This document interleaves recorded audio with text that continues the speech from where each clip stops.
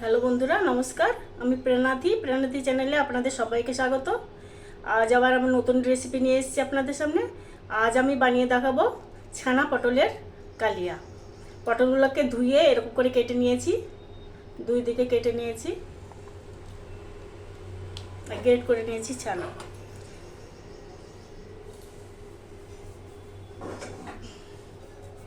এবার একটা কড়াই চাপিয়ে নিলাম।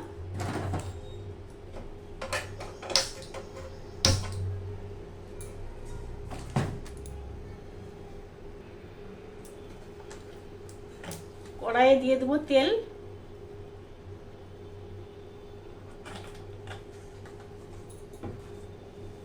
তেল গরম হলে আমি পটলগুলোকে ভেজে নেব। তেলটা গরম হয়ে গেছে।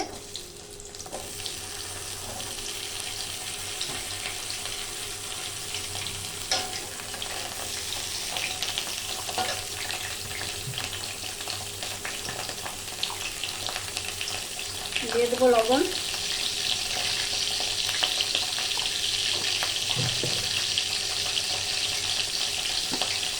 একটু হলুদের গুঁড়ো,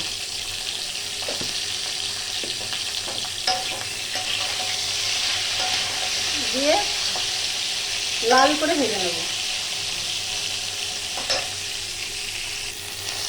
আমার পটলগুলো লাল লাল করে ভাজা হয়ে গেছে, আমি উঠিয়ে নিলাম।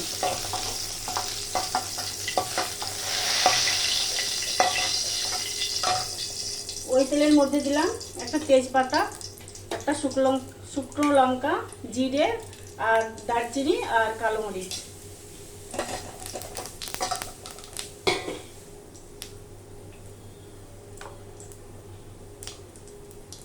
দিয়ে দিলাম আধা চামচ আদা বাটা।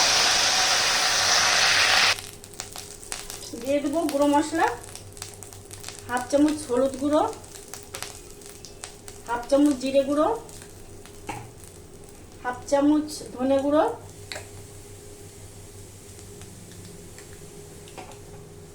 আর হাফ চামচ লাল লঙ্কার গুঁড়ো।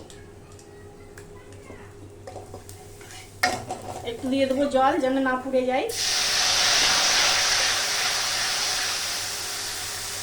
ভালো করে কষিয়ে নেব।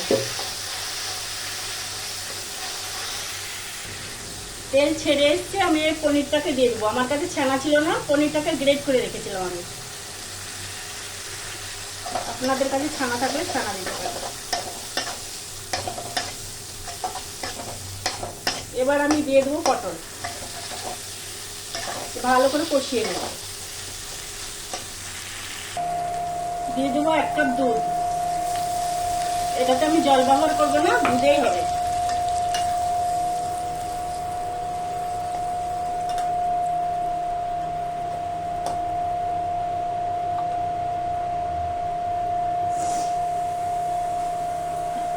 পাঁচ মিনিট ঢাকা দিয়ে সেদ্ধ করে নেব। 5 মিনিট হয়ে গেছে, আমি ঢাকাটা খুলে দেবো। হয়ে গেছে আমার। দিয়ে দেবো স্বাদ মতো লবণ। আগে লবণ দেওয়া ছিল, অল্প একটু দিলাম। মিষ্টি মিষ্টি হবে রান্নাটা। চিনি দিয়ে দিলাম।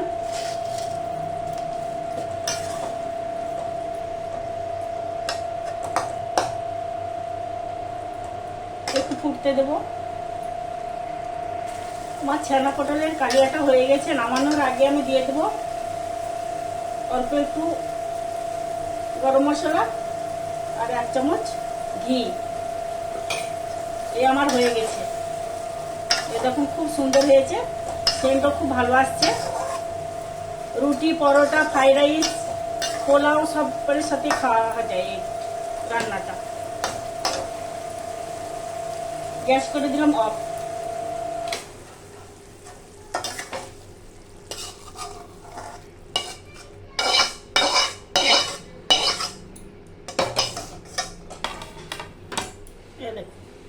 নামিয়ে দিয়েছি।